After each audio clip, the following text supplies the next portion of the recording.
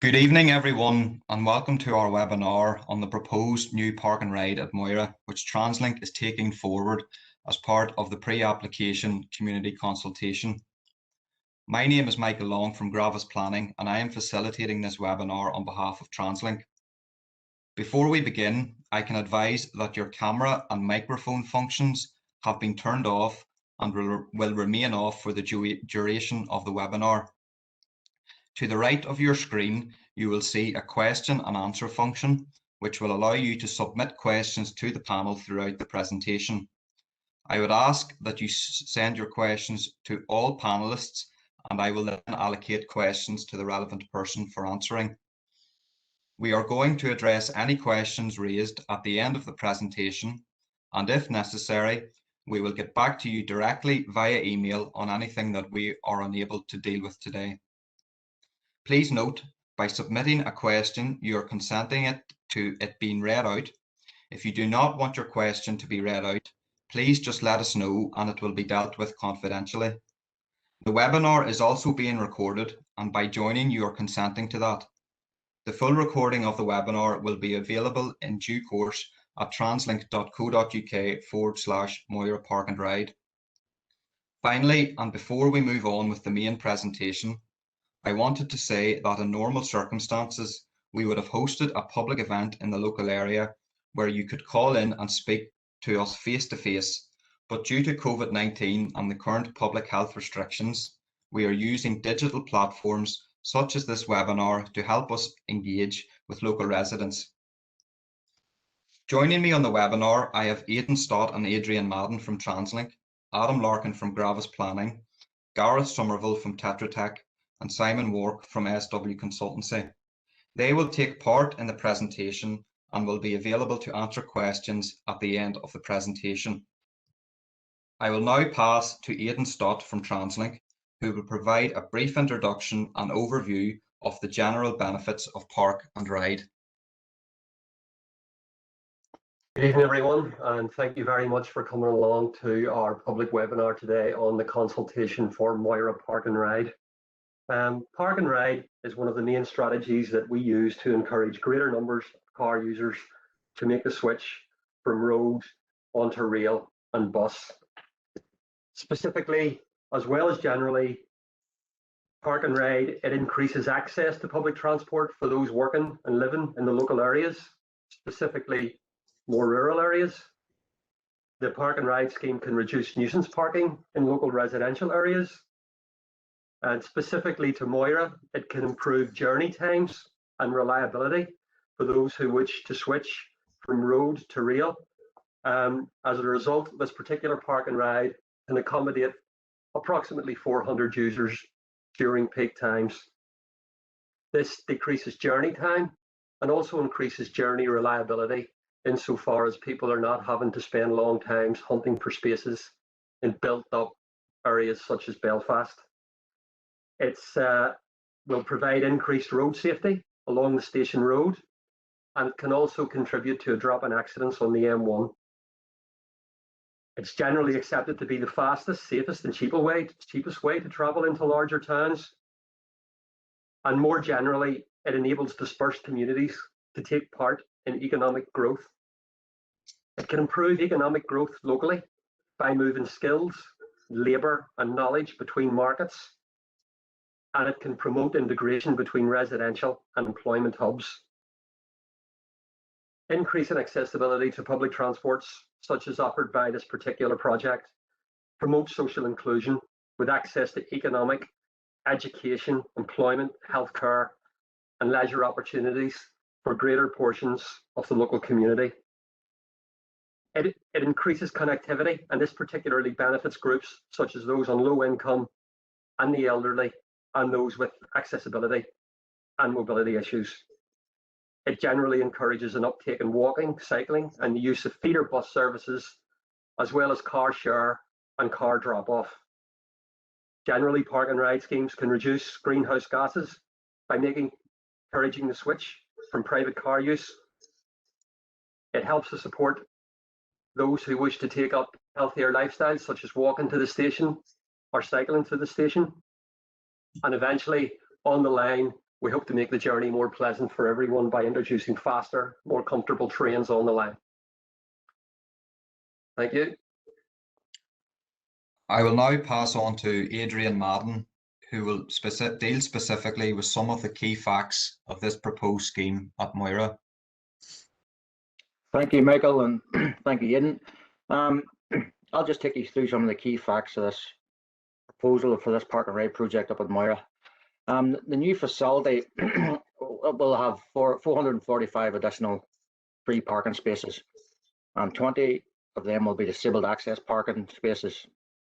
The whole project has been designed to meet the growth and demand of passengers traveling on one of the most important rail corridors that we have, the Moira to Lisburn to Belfast corridor, and also going the other way, the Moira to Portadown to Dublin corridor. The proposed site itself lies outside a settlement limit, and it's located in open countryside. And it's also defined by the local development plan. It's a 365-hectare site made up of several fields which are currently used for agricultural, and is bounded by a hedge line, or trees and hedge lines. Access to the new facility will be off the main station road itself, and we're due to widen this road to create an access to our site. The widening itself will also accommodate a pedestrian footway and a crossing link to the new facility. The proposal will provide a secure facility, associated floodlighting and CCTV surveillance. And we're also going to try to offset some of our energy demands by installing an array of solar panels to the southern part of the site. We'll provide cycle shelter accommodation to allow cycle commuters to park their bicycles securely. We will also be installing a storm water retention pond, which will control runoff from the site, that will eventually discharge into the Lagan Canal. The proposal seeks to retain as much of the boundary vegetation as possible, and this will be augmented by supplementary planting and of appropriate species. We'll have a designated landscape architect who will advise on this. The acoustic setting itself, the acoustic fencing will be provided to limit sort of traffic noise and the effect on the adjacent properties.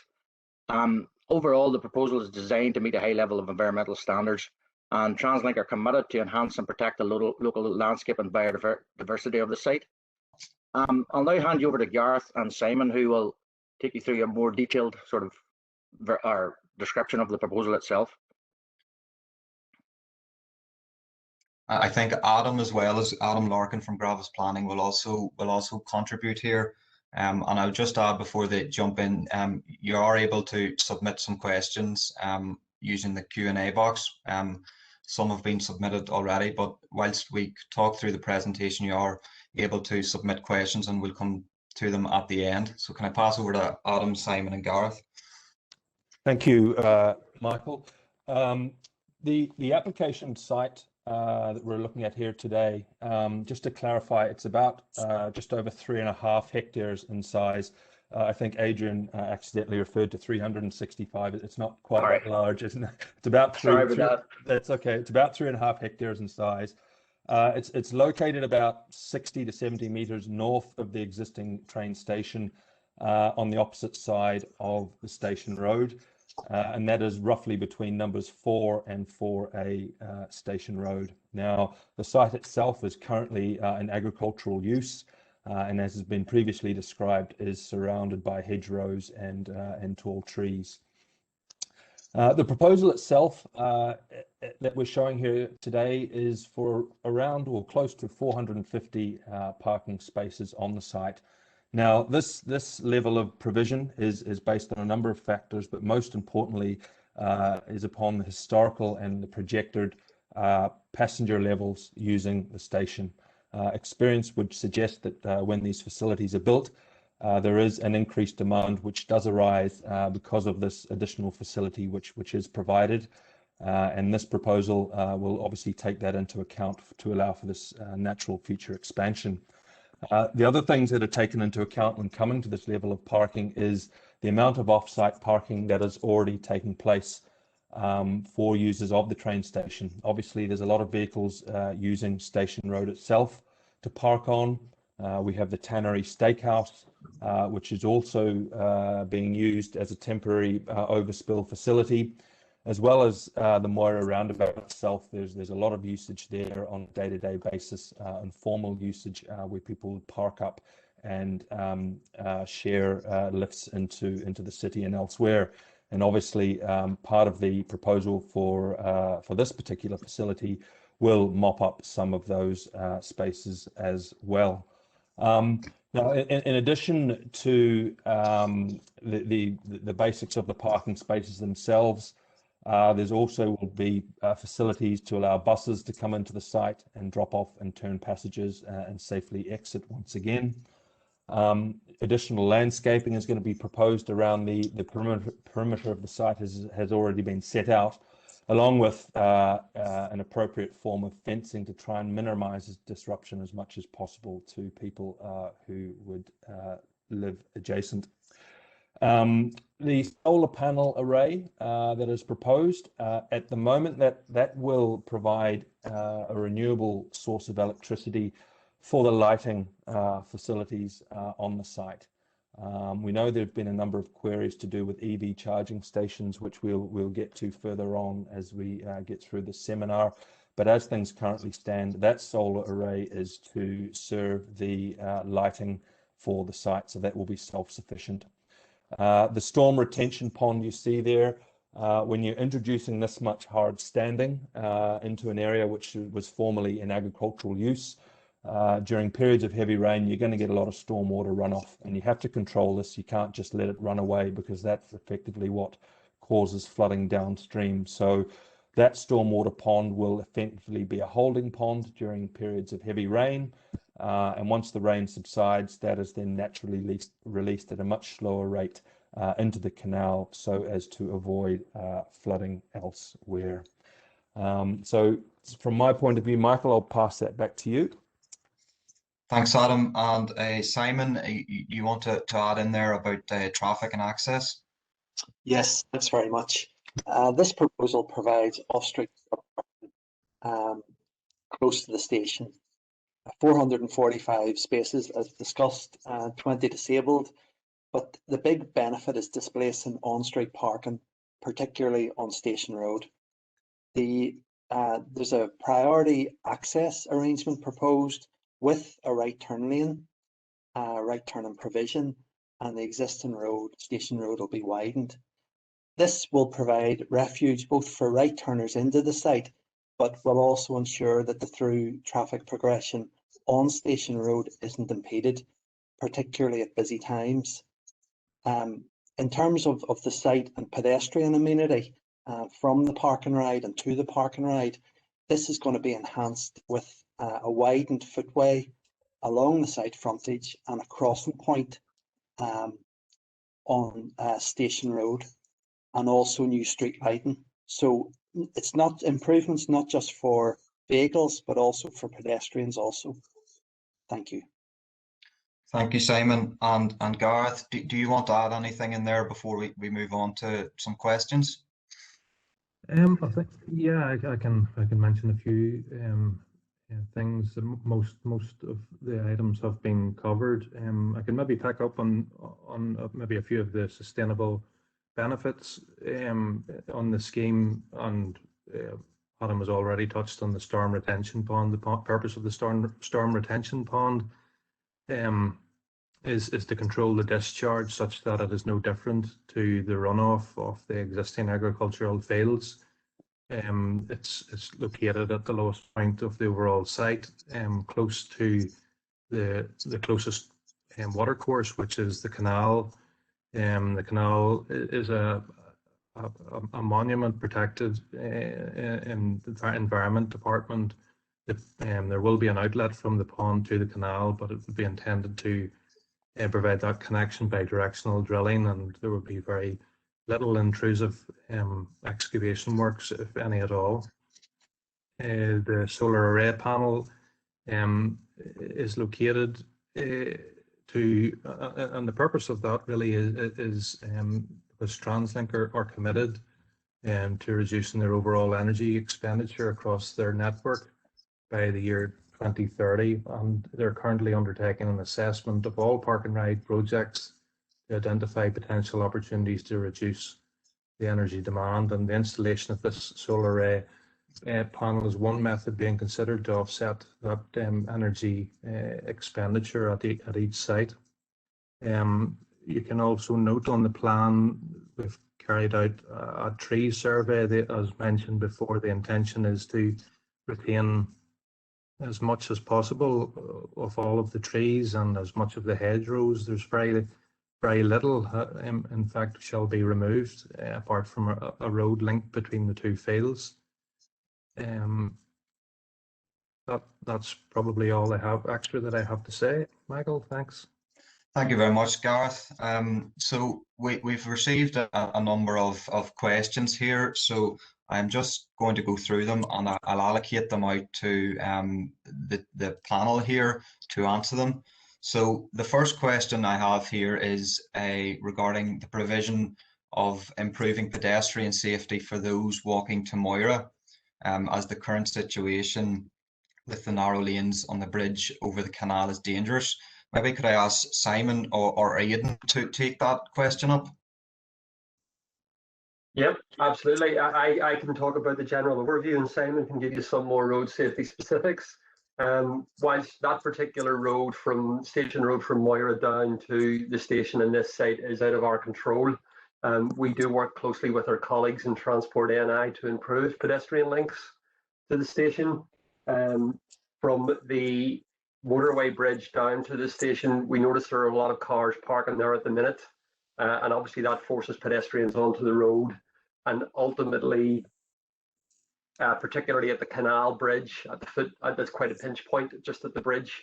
What this scheme will, one of the things we seek to do is to remove those cars, and then also those pedestrians walking from that part of the bridge up the station road down to the facility.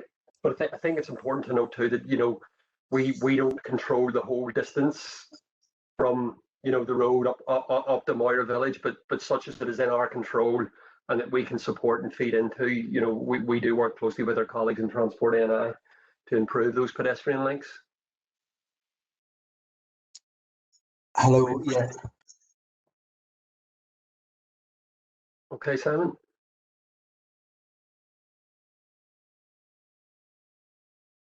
Simon there. Sorry about that. Yeah, but what this is doing is actually being part of the solution. So you're providing off-street parking here to displace the parking that has been an issue, I believe, on Station Road. And like you say, DFI roads will be involved as part of the consultation process.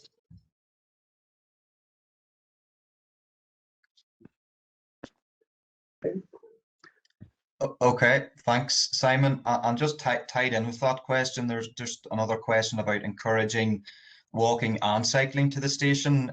Again, maybe Aidan and Simon and potentially Gareth, if you want to feed into that, how the scheme would encourage walking and cycling to the station. Yeah, I mean, what I can certainly say about cycling that is within our control, we're rolling out a network of secure cycle compounds across all our facilities. Which for a one-off fee of £10 permanently, not per year, you can get access to a key fob and control to put your bicycle into safe and secure storage within our facilities. They're also covered by fencing and CCTV, and you could actually you could use your bike all over the network in those facilities. So I can certainly speak for what's in our facility, and it's a fairly advanced, safe and secure cycle storage compound. Okay. Simon, do you want to add anything to that? Yes, just in terms of pedestrian amenity, where you don't have a footway crossing the bridge at the moment, you're going to have a new wider footway along the frontage of the site, the park and ride site, directly into the station, just via the crossing point. So that's betterment. That's a big improvement on what's there at the moment. Yeah, I mean, it's obviously for reasons of space on the train. You know, we would rather cyclists didn't bring their bikes actually onto the train at peak hours. Outside of that, our staff work with cyclists to accommodate them. but with secure cycle storage controlled by a key fob on site. If you can cycle to the site, you can be as safe and as confident that your bicycle, is in fairly safe hands while you make your onward journey. Okay, thanks very much. We have another question here regarding the project construction spend. What is that spend, and when is it hoped to be procured and construction commenced? Aidan, maybe if you or Adrian want to answer that. Adrian, if you want to take that one, please. Yeah, well, we've allocated. We've got a letter of offer and allocated budget. We haven't actually got to the point where we're worked out detailed in terms of finances and sort of program. What I can say, going from past experiences, these sort of projects, they tend to work on around between 1 and 1.5 million, and the construction period is usually probably the guts of a year. So currently we're sort of aiming for sort of to be on site towards the end of 2022, all being well. Yeah, I think it's important to note that the whole site and the whole project, like any other public project, will be subject to the awarding of funding through the DFI. So we work closely to build robust business cases with our colleagues in DFI, and it's in our interest to do so. To seek their support. Yes, and it's a heavily scrutinized process to obtain the funding. So yeah, just to make that clear.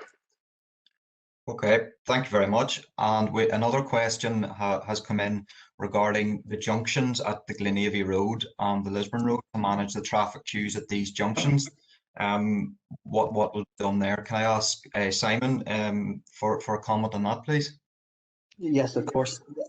Those junctions will be considered as part of the detailed transport assessment, and that still has to be completed. Just due to the current COVID restrictions, we can't do traffic counts. But much of the traffic that will be considered is actually already on the network. But that's something just to be explored as we go through the process.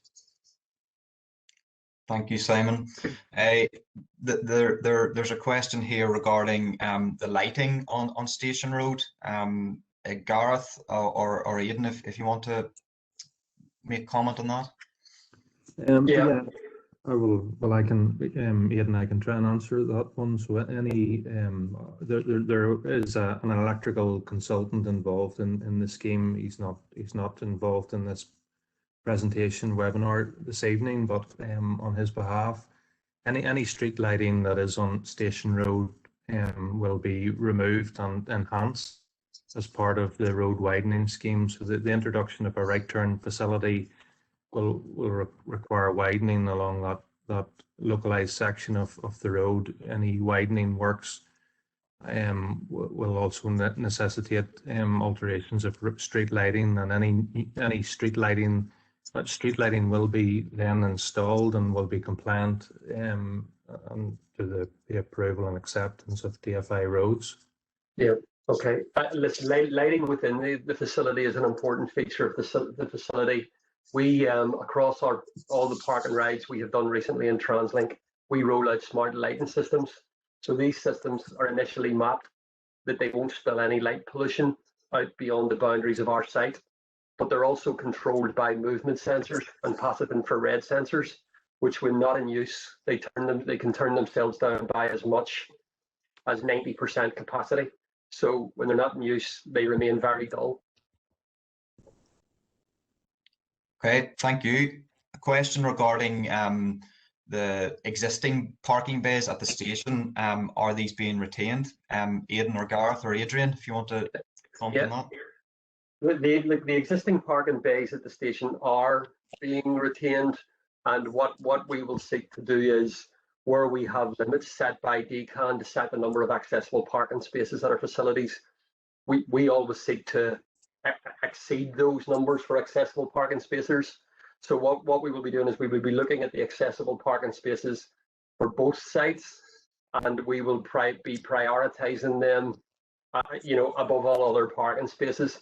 And basically now, when we're looking at a facility on both sides of the barrier, it means that those arriving at the station can get to an accessible parking space from either side should the barrier be down during times when there's a train and maybe an express coming through. Thank you, Aidan. Probably another question for you, Aidan. Is there a possibility of a feeder bus servicing Moira village from the site? Do you know, I was actually talking to one of my bus colleagues about that yesterday, and certainly if, you know, the public support is there, we would be certainly keen to listen to that support. Obviously these issues all come down to funding, but I know my bus colleagues in the area have had some contact with local residents on that, and I previously had some contact with some local MLAs on the matter.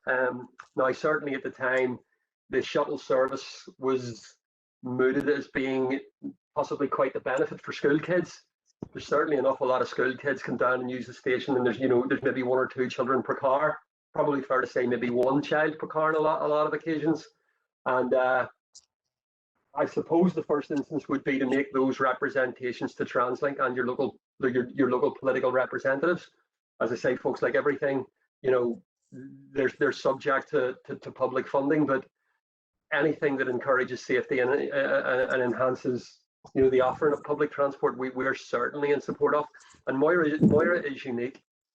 You know, we appreciate there will be questions about how we can enhance accessibility from the village down to the especially now with this new facility that we're looking at. And look, one of the most effective ways to do that would be to consider transport links. So that's me, Michael. Thank you, Aidan. One for Gareth potentially. What is the nature of the pedestrian crossing proposed in the site or proposed at the site? The pedestrian crossing, so obviously the road widening scheme will involve the construction, I think it's a 2.5 metre wide public footpath from the site entrance, which will link to the station where it crosses the road, where it's proposed to cross the road. There will be a dedicated compliant design pedestrian crossing, which will comprise dropped curbs, tactile pavings, which will allow pedestrians to cross that, which is quite a narrow road, to the opposite side. As part of the scheme, on the opposite side of the road is the Department of Communities property, and it's quite constrained by the position of the location of that boundary wall close to the road. Part of the proposals involve relocating that wall further back to facilitate a compliant width footpath to link to the station platform.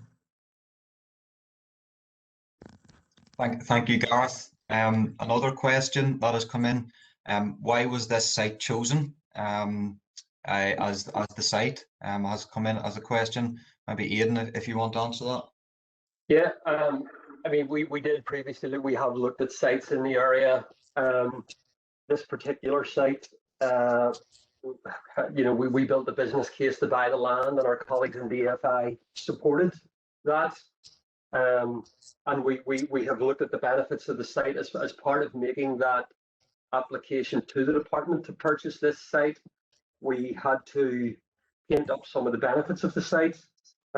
It's a large site, you know. It can accommodate certainly higher space numbers. It allows for enhanced access along the station road, so we've got safer footpaths for pedestrians, especially coming from Chestnut Hill Road.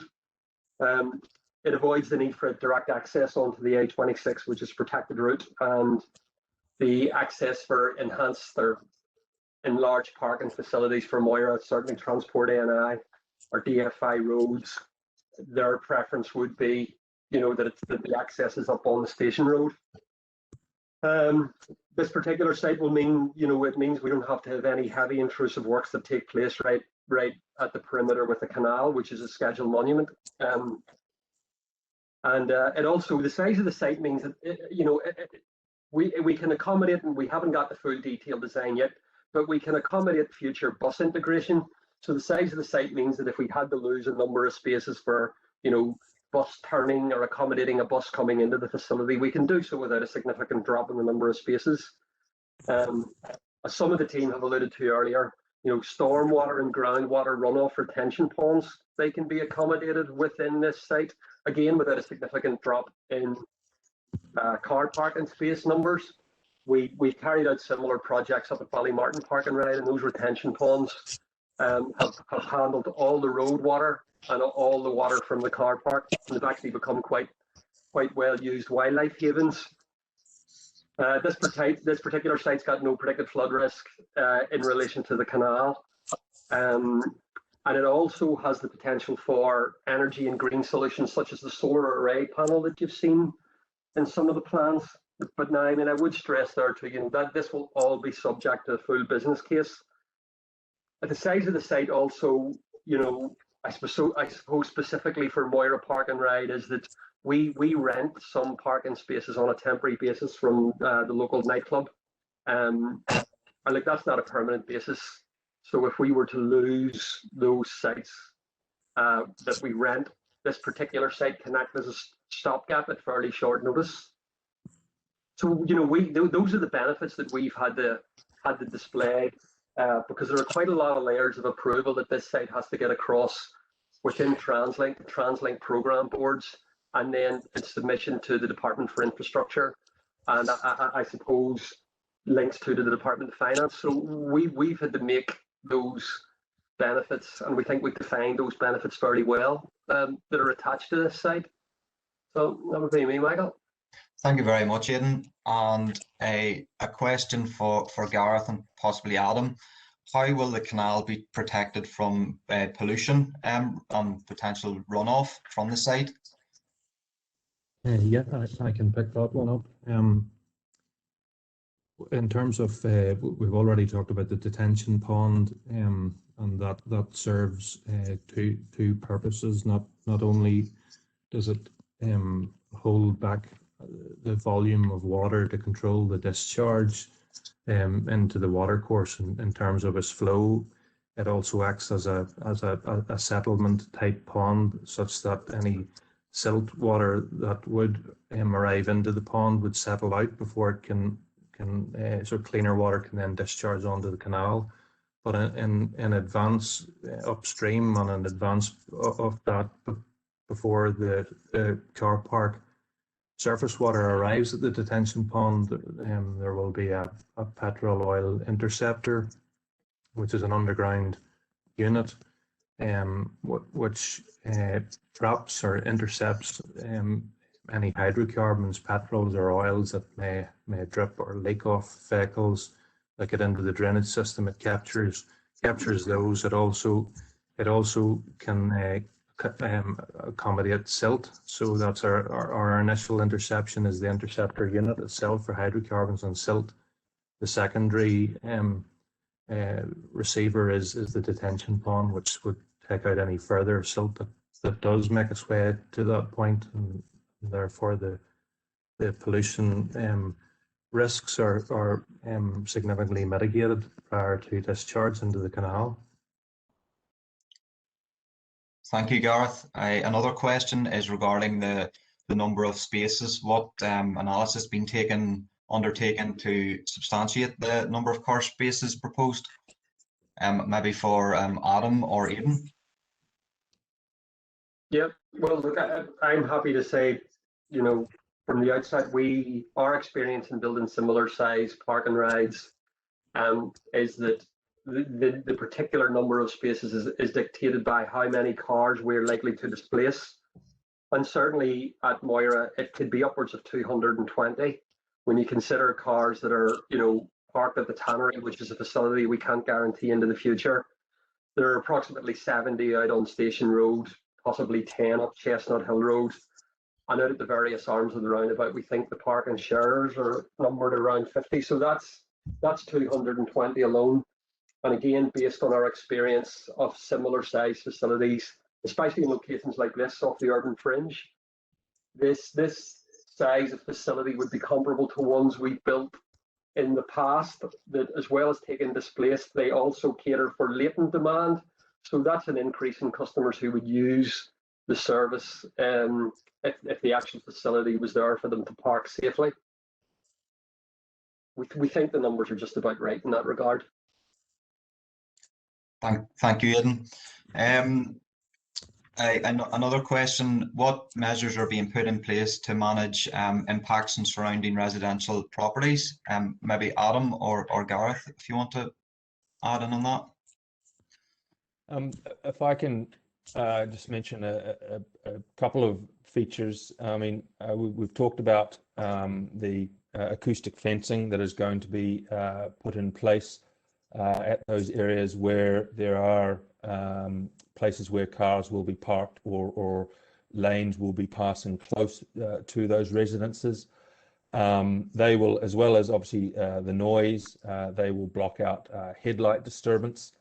There is additional planting which is going to be proposed, which will again add to soften that impact. And we've also talked about the lighting. Now that has to be designed so that it is away from those adjoining residences, so that disturbance will not be caused as a result of that lighting. And as we've heard as well, it would be running on a sensor as well, so that these lights are not going on and off, at inappropriate times. So those are the basic mitigation measures in order to try and reduce the impacts of this facility on those properties which are located in very close proximity. Thank you. Yeah, sorry, Yeah. I could maybe just add to that as part of the overall site analysis. There are quite a number of reports that shall be produced and are actually ongoing at the minute, which will support the planning application, and one of which is a noise assessment. So the noise assessment will consider all of the receiving adjacent dwellings and the likes, and the impact of and how to demonstrate the mitigation of the impact of the noise from the proposed park and ride on those dwellings. So that's currently underway, and the proposals will complement shall complement the recommendations of that noise assessment. Yeah, listen, I think it's important to say too that TransLink has a good neighbour policy, and this particular park and ride, a lot of the mature planting around the boundaries will remain in place. We'll seek to integrate as sympathetically as possible into the existing countryside. We're not a private developer who would seek to totally remove all vegetation in the site in order to get some more parking spaces. If I can perhaps add a question, and it's Aidan and Adrian, you can maybe clarify a wee bit, but the normal operating hours of these types of facilities, what are you looking at? They're not 24/7 facilities, are they? Well, there's no doubt about it. I mean, the peak, the way they're kind of used is they mirror the train movements, so we tend to have concentrated movements earlier in the morning. So more people get on the train sort of for earlier in the morning in a more condensed type period. But largely what we found is that doesn't clash with, school traffic, which comes later. So our customers tend to be on the trains earlier in the morning. Although what we found then in the afternoon, then people, finish work at different times, and the flows to and from the station in the afternoon are a lot more intermittent than they are in the morning. In the morning, they're quite kind of concentrated. And then after peak times, the facilities, they're pretty quiet after peak times, Thanks very much, Aidan. And a question regarding provision for electric vehicle charging. Adrian, maybe can I ask you to address that? Well, TransLink are currently they're trying to roll in the process of rolling out a sort of a project to look at providing EV charging points across the network. And for this site in particular, we'll be future-proofing this site for this project to come along in the future. We'll be installing like underground ducting and our electrical infrastructure. So at the minute, we don't have a sort of a time frame for the installation of these, but we are future proofing it, so the site will be made ready for when the guys come along in the future to install the EV charging points. If I can add to that, if planning permission is granted for this proposal, if in the future they do want to install the EV charging facilities, you don't require planning permission to do that, provided you obviously have the permission in the first place for the facility. So it is something that can will be added without any difficulties from a planning perspective when that can actually be achieved by TransLink. Thanks, Alan. Another question regarding the management of the site, particularly in terms of security and avoiding antisocial behaviour. Maybe Adrian or Adam or Gareth would like to answer that question. Well, obviously the site will be provided with a CCTV system, so it'll provide 24-hour security for the site. As far as I recall, Gareth, isn't it? It's remote storage, so now, as I said, with 24-hour coverage. Basically, as well as the 24-hour CCTV coverage, that recording is stored locally, and we have it in operation throughout all the systems, and it's on a 31-day record and rewind, as well as being fully lit, as we've spoke about in the past. We have had some queries about maybe individuals raking cars up and down these things. Like these facilities are absolutely peppered with speed humps. It's not really conducive to do that. And what we found elsewhere is that the combination of the lighting and the CCTV and the speed humps, they're not places that we haven't experienced any significant levels of antisocial behaviour around some of our other facilities. Thanks. Regarding the car parking spaces, and the question has come in: how will train services be impacted regarding that? Will there be increased capacity to deal with that? Yeah, our colleagues in rail are looking at increased capacity and also increased frequency at the minute. Now they're at the pretty early stages of the business case, but we're looking at new trains 3 coming on board, which feeds into the Belfast Transport Hub. So as well as increased frequency, we're looking at a greater use of 6-car sets during peak times as opposed to 3-car sets. Okay, thank you very much. Okay, there's been a number of questions submitted there on some extra points more so than questions. I'm just looking through there to see if there's anything further that we can discuss. I know we spent some time going through the questions. A number of the questions have been already addressed that some people have submitted. Will waste bins be provided? I assume they will, Adrian or Aidan? Yep. Yes. Yeah. Yep. No problem. That's fine. Okay. And in terms of all relative surveys, I assume they will be submitted as part of the planning application, Gareth or Adam? Yes, they will. There's quite extensive surveys from transport assessments, noise assessments, air assessments, ecology surveys, archaeological investigations. We're producing construction environmental management plans, preliminary risk assessments, which focus on the soils condition on the site. So all of those have either been completed or are in the process of being completed well in advance of submission at the full planning application stage. Yes, and once they are submitted with the formal planning application, which will not be for a number of weeks yet at this stage, because we are still at the pre-application community consultation stage. But when those reports are submitted, they're available. Obviously, the public can view those. and comment on them. They will also be looked at by the various consultees, by DFI Roads, by the Historic Environment Division, by the various departments who specialize in these areas, NIEA in terms of ecology. They have obviously a set of standards that these assessments have to meet in matters that they have to cover. So they will obviously look at those assessments in detail, and if further information is required, then obviously that has to be provided.